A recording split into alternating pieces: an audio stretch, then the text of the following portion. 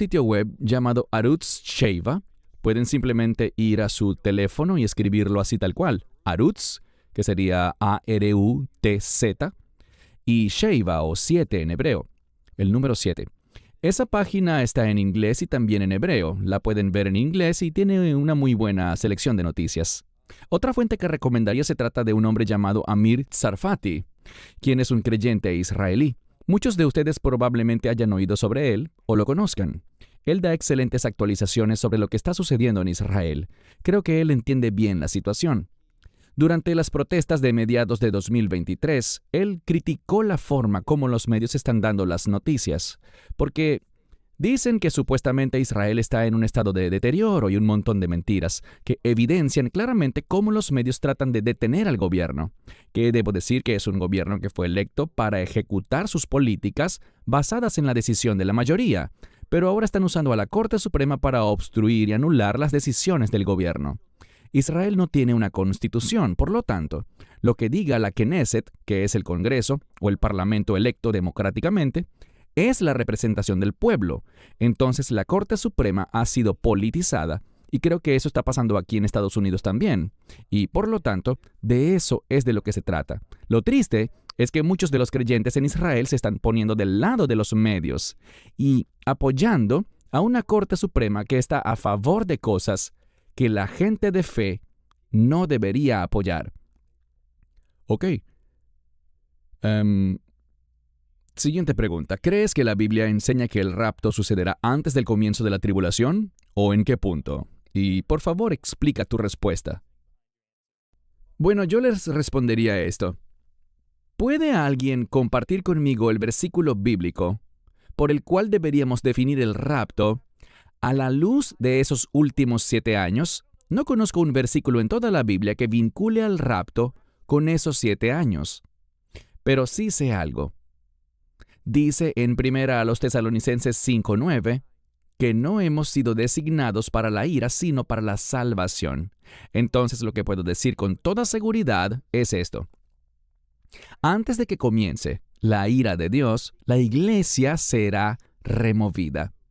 Yo uso la ira de Dios como el punto de referencia para decir ¿cuándo sucederá el rapto?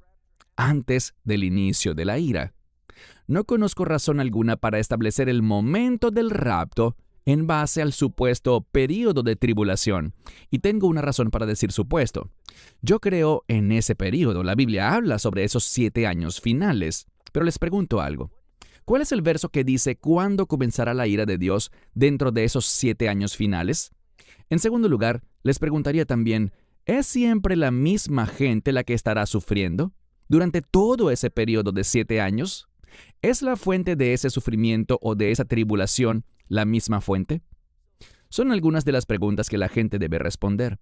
Animaría a las personas a que lean, para terminar la respuesta, 2 Tesalonicenses capítulo 2.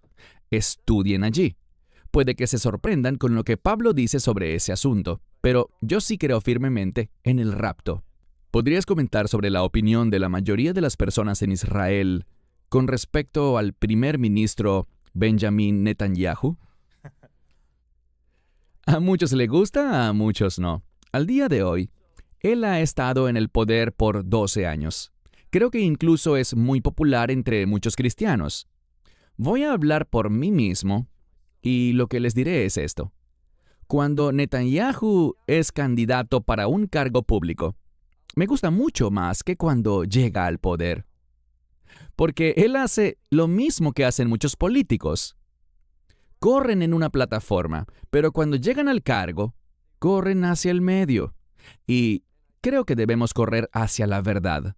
Debemos correr hacia la justicia. Debemos correr hacia la obediencia a los principios de las Escrituras. Y, por eso, me he sentido decepcionado de cómo han manejado algunos de los conflictos en Gaza. Creo que, como primer ministro, si hay una fuente de amenaza, es responsabilidad del gobierno ir allí y liberar a los ciudadanos de esa amenaza. Él dice que lo hará, pero nunca lo hace. Sí, habrá un precio que pagar por eso, pero Pero lo interesante es que la Asociación de Padres de Soldados Israelíes, porque los soldados israelíes, dos de ellos, por cierto, están justo allí, así como también mis hijos, tengo tres, dos hembras y un varón. Todos ellos han servido en el ejército israelí, y existe una asociación de padres porque son muy jóvenes. Sirven cuando tienen 18, 19 o 20 años.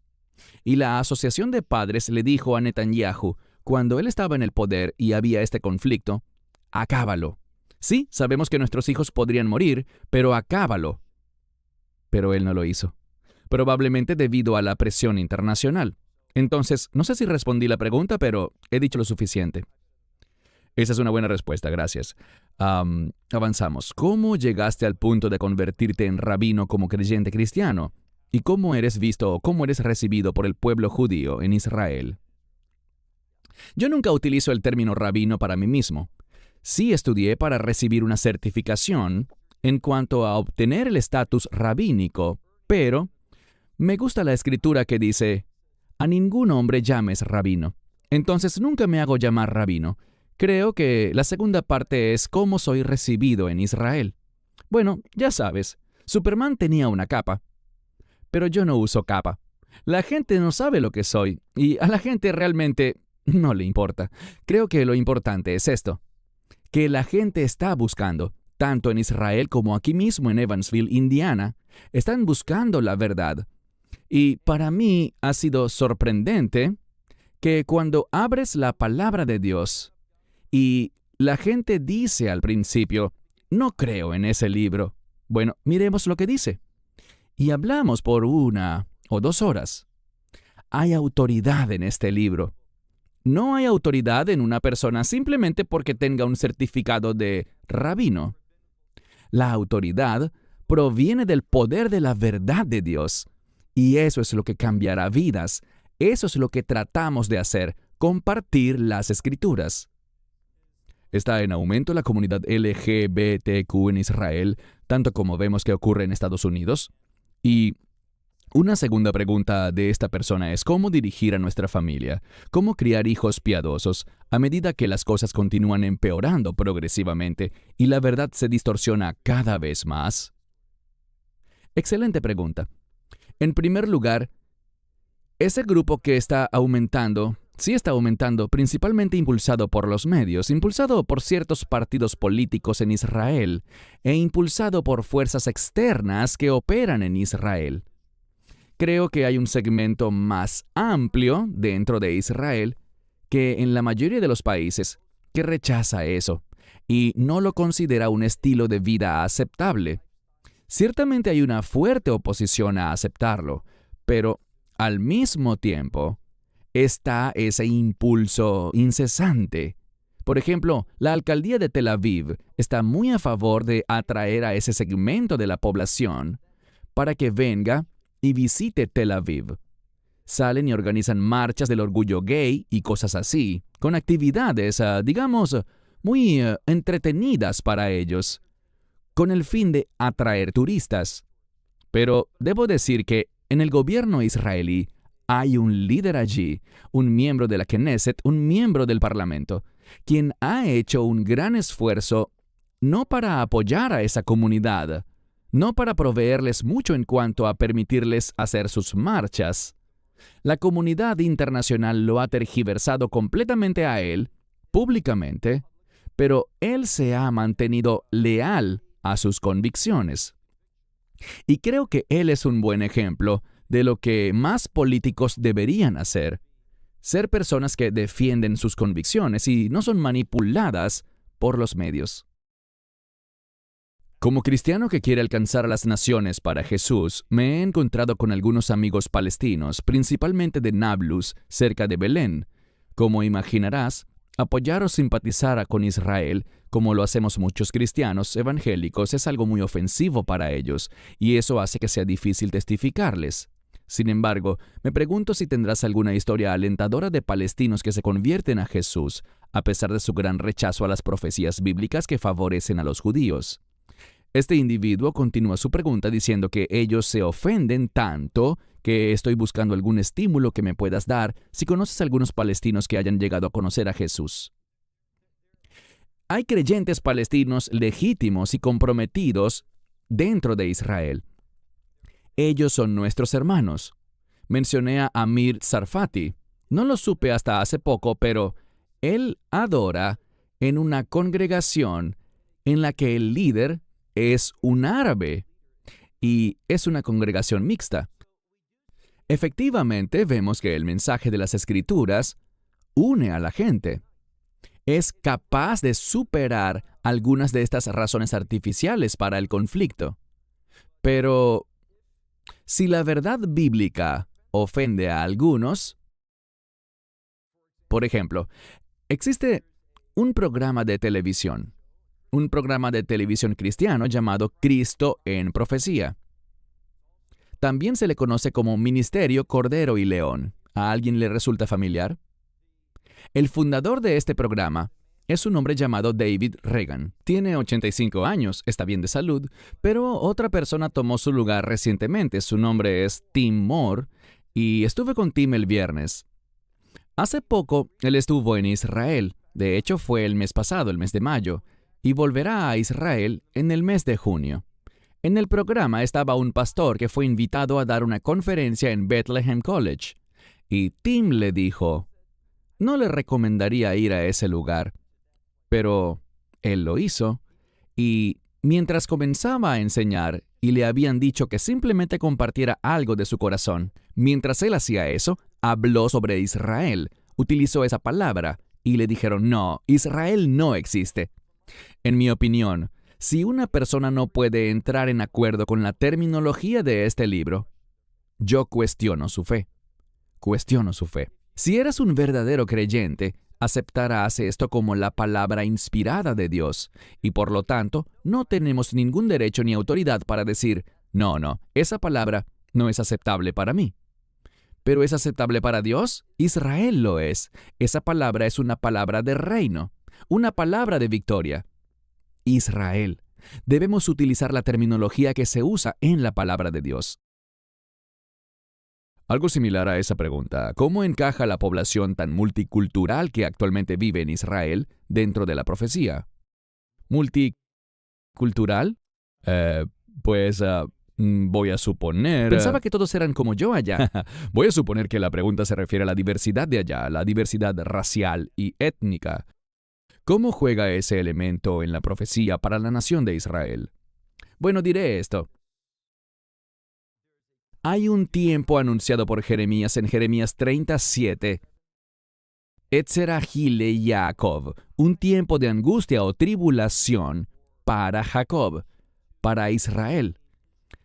Umemene Yiveshea, pero él será liberado de allí. Dios permitirá algunas cosas duras. De hecho, si lees las palabras del Mesías y lees las palabras de Daniel en Daniel 12:1, dice que el peor momento para Israel, peor que el holocausto inclusive, está en el futuro.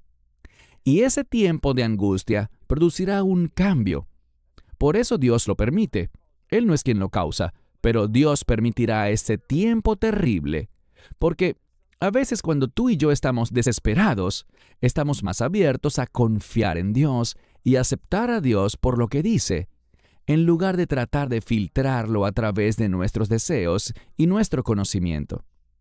Entonces, creo que Dios usará estos eventos proféticos, que serán muy duros para Israel, con el fin de lograr unidad bajo su autoridad. Siguiente pregunta. ¿Crees que el anticristo será una persona específica? Sí. ¿Cómo puedo vivir en el nuevo pacto? Todavía lucho con la adicción y deseos pecaminosos, los cuales enfrento todos los días. Pero he aceptado a Dios en mi corazón. Me siento falso y pecaminoso. ¿Puedo seguir viviendo por su palabra, por Dios y su Hijo, aún luchando con estas cosas? ¿Y cómo puedo luchar contra este pecado cuando lo enfrento todos los días? ¿Y cómo puedo asegurarme de permanecer en su gloria y atraer a otros a Él? Lo que este individuo está compartiendo es algo con lo que todos nos podemos identificar, ¿no es así? Todos luchamos con diferentes problemas, diferentes debilidades espirituales en nuestra vida. El hecho de que uno esté preocupado por eso, para mí, es evidencia de su salvación.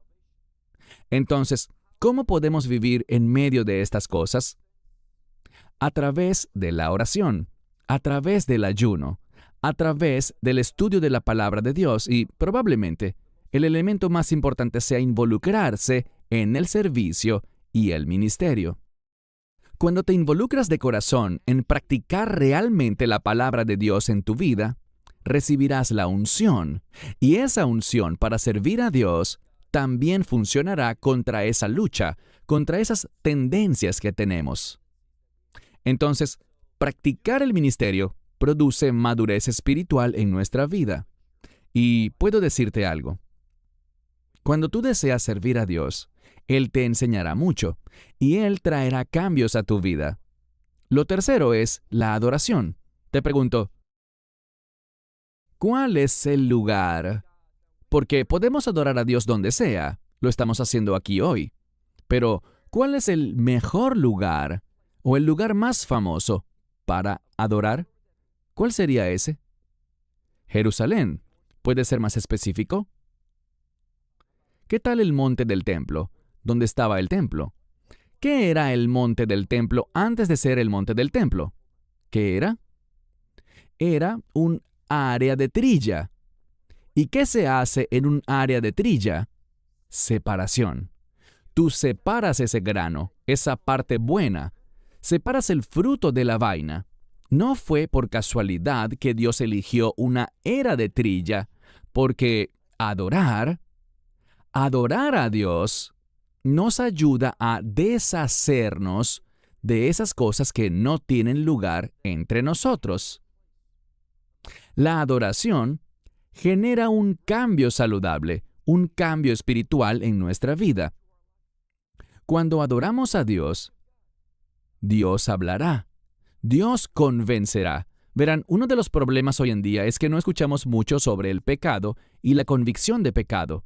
Necesitamos oír sobre eso, para quedar convencidos y que podamos orar por eso, y para que al adorar a Dios lo hagamos sabiendo que Él nos ama a pesar de estas cosas, y cuando recibimos el amor de Dios en la adoración, ese amor traerá un efecto purificador en nuestra vida.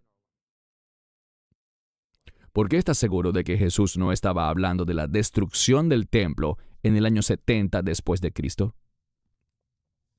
Por dos razones. Si analizas Mateo capítulo 24, allí al inicio habla al salir del templo, cuando sus discípulos le dicen, ¿ves estos maravillosos edificios? ¿Qué le respondió él? Les digo la verdad, ni una piedra quedará encima de otra piedra que no sea derribada. ¿Sucedió eso? Así fue. En el año 70 después de Cristo. Pero luego vemos un cambio de escenario. Ya no están más en esa misma área, sino que van al Monte de los Olivos, un lugar muy profético con respecto al fin de los tiempos, a donde Él regresará. Los discípulos vienen y le hacen una pregunta. 3 preguntas en realidad. ¿Cuándo sucederá esto? Bueno, sucederá en el año 70 después de Cristo, todo eso de lo que habló antes. Pero luego le preguntan, ¿cuál es la señal de tu venida y del fin de los tiempos? Entonces, comenzando en esa siguiente parte, después del versículo 3 de Mateo 24, Él habla sobre su venida y sobre los eventos relacionados con el fin de los tiempos. Y eso es de lo que estamos hablando hoy, este pasaje en Lucas 21. Entonces, estoy muy seguro de que estas cosas que abordamos no se refieren a lo que sucedió en el año 70 después de Cristo. Eso no encaja en el contexto de lo que encontramos en Mateo 24. ¿Cuál fue el propósito de hablar de los eventos del año 70 después de Cristo al inicio de Mateo 24? Les haré una pregunta. ¿Tuvo él razón cuando profetizó que ni una piedra quedaría en pie que no fuese derribada? ¿Tuvo razón sobre eso? Por supuesto que la tuvo, y de manera perfecta. Y eso es para decirnos que también estará perfectamente en lo cierto en cuanto a lo que dice sobre los últimos días.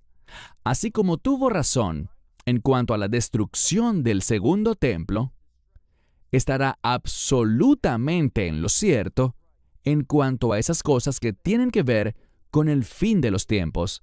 Ese es el contexto para estos eventos.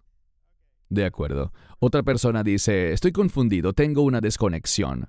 Pensé que los judíos no creían en Jesús como Mesías, pero estás citando a Lucas y diciendo que murió en la cruz y que debemos creer. Me suenas bastante cristiano. Existen muchos creyentes que son judíos, que han recibido la fe de Jesucristo. De hecho, si miras el libro de Hechos, capítulo 15, tenían un problema.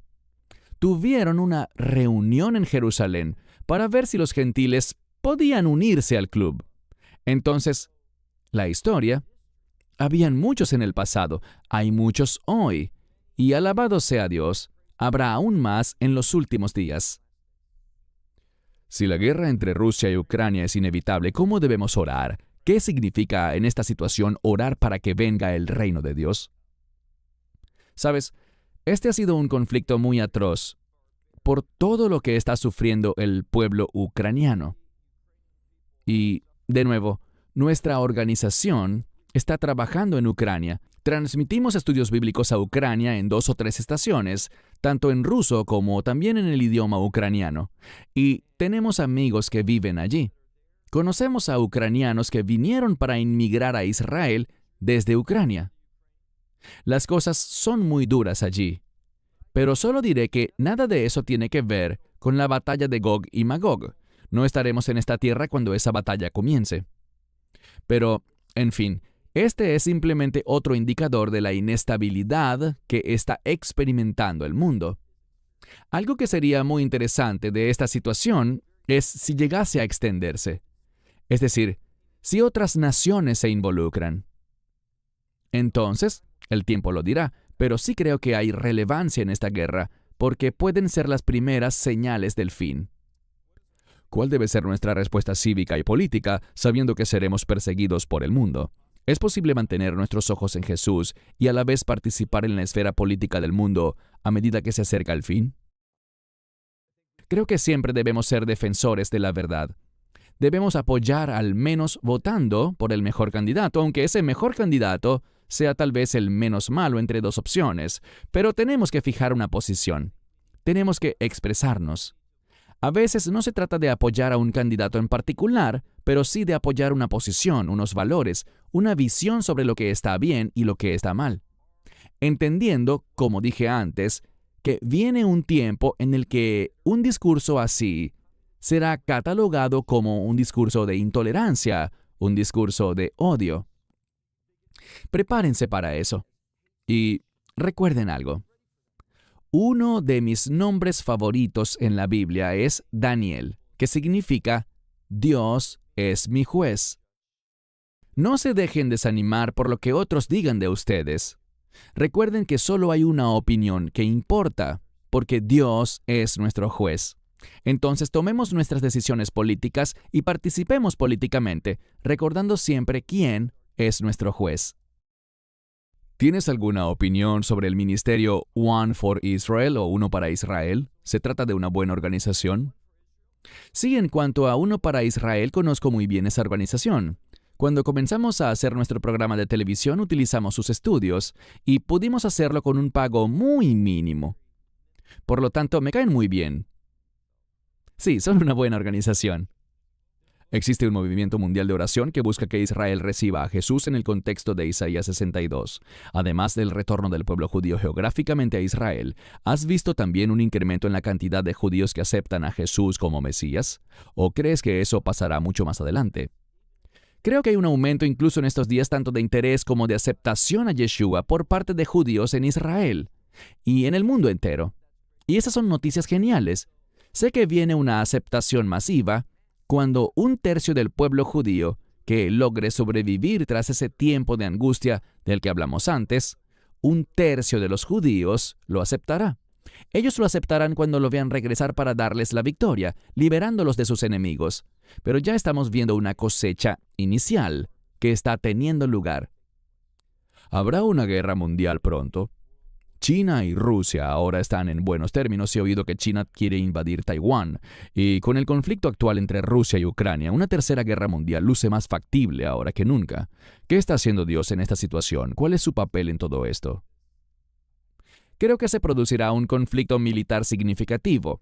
Pienso que hacia donde deberíamos estar mirando es hacia Irán y a las naciones que se unirán a Irán.